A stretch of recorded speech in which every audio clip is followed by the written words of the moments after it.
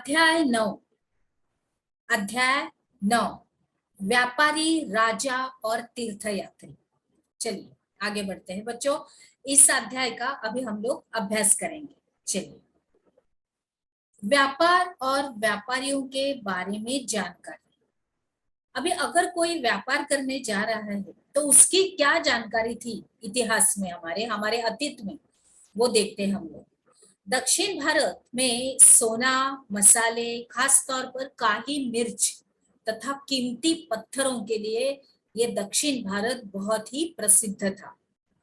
और काली मिर्च की रोमन साम्राज्य में इतनी मांग थी कि इसे काले सोने के नाम से बुलाते थे। किसको? काली मिर्च को। उसके बाद व्यापारी इन सामानों को समुद्री जहाजों और सड़कों के रास्ते रोम में पहुंचाते थे। और दक्षिण भारत में ऐसे अनेक रोमन सोने के सिक्के भी मिले। अभी इससे हमें यह अंदाज लगाया जाता है कि उन दिनों में रोम के साथ हमारे भारत देश के बहुत ही अच्छे व्यापारी संबंध थे और उनके साथ हमारा व्यापार बहुत ही अच्छे तरीके से चल रहा था। अभी व्यापारियों ने समुद्री रास्ते खोज निकाले थे और इनमें से कुछ समुद्र के किनारे चलते थे और कुछ अरब सागर और बंगाल की खाड़ी पार करते थे। अभी नाविक जो थे वो मानसूनी हवा का फायदा उठाकर अपनी यात्रा जल्दी जल्दी पूरी कर लेते थे और वे अफ्रीका या अरब के पूर्वी तट से इस उपमहाद्वीप के पश्चिम तट पर पहुंचना चाहते थे, तो दक्षिणी पश्चिमी मानसून के साथ चलना पसंद करते थे। और इन लंबी यात्राओं के लिए मजबूत ऐसे जहाजों का निर्माण किया जाता था। समुद्र तटों से लगे राज्य। अभी उस महाद्वीप के दक्षिणी भाग में बड़ा तटीय प्रदेश है। इनमें बहुत से पहाड़, पठार और नदी के मैदान है। अभी नदियों के जो मैदानी इलाकों में कावेरी का मैदान सबसे उपजाऊ है। तो मैदानी इलाकों तथा तटीय इलाकों से सरदारों और राजाओं के पास में धीरे धीरे काफी संपत्ति और शक्ति हो गई। ये व्यापार की वजह से, उनके लेन देन की वजह से, ये सब कुछ बहुत ही अच्छा, सब वहाँ का वातावरण अच्छा से, पूरी सब उपजाऊ जमीन, ये सभी होने के लिए वहाँ पे बहुत ही ज्यादा अनाज होने लगा था। सभी काफी संपत्ति और शक्ति उन लोगों के जो भाग में रहते थे उनके पास आ गई थी। अभी संगम कविताओं में मूवेंदर की चर्चा मिलती है। कौन सी? संगम कविता में।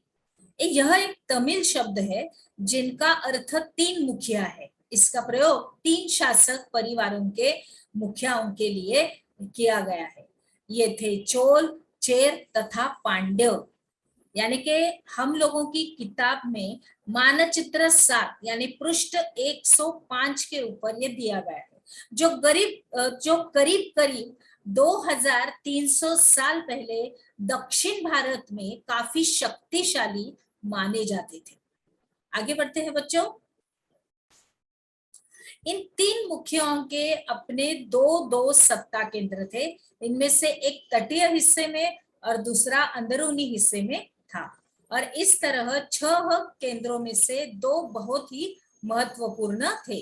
और एक चोलों का पननपुर या कावेरी पट्टिनम और दूसरा पांड्यों की राजधानी मदुरै।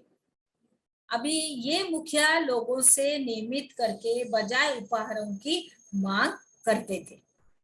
कभी कभी ये सैनिक अभियानों पर भी निकल पड़ते थे और आसपास के इलाकों से शुल्क वसूल कर लाते थे और इनमें से कुछ धन वे अपने पास ही रख लेते थे और बाकी अपने समर्थकों, नाते रिश्तेदारों, सिपाहियों तथा कवियों के बीच में बांट देते थे।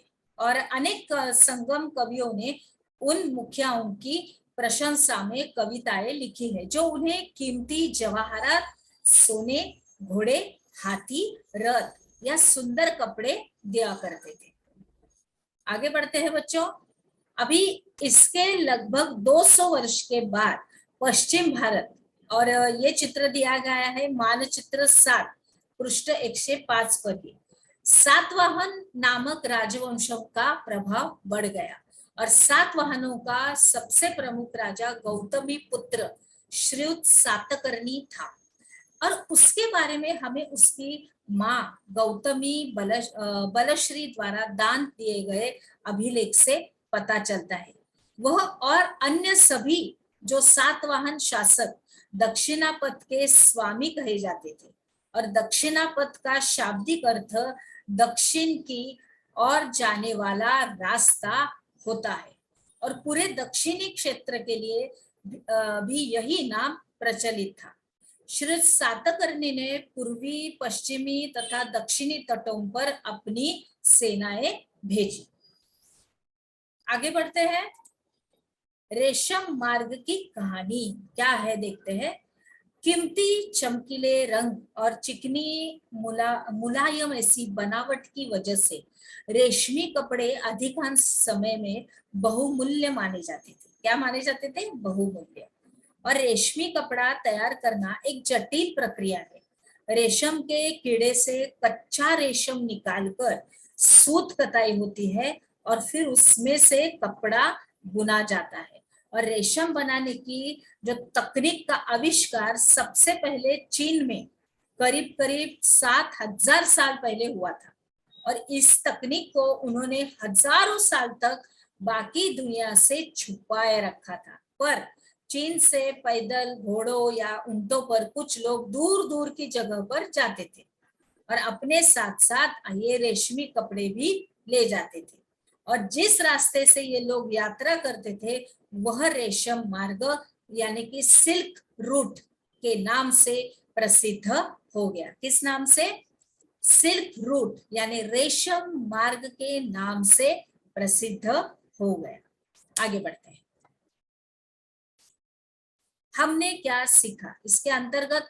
रेशम मार्ग की कहानी, इसके बारे में आपको लिखना है। तो चलिए बच्चों, अभी हम लोग अपने अगले पड़ाव में प्रवेश करते हैं। चलिए अभी हम लोग अपने अगले पड़ाव में प्रवेश करते हैं। चलिए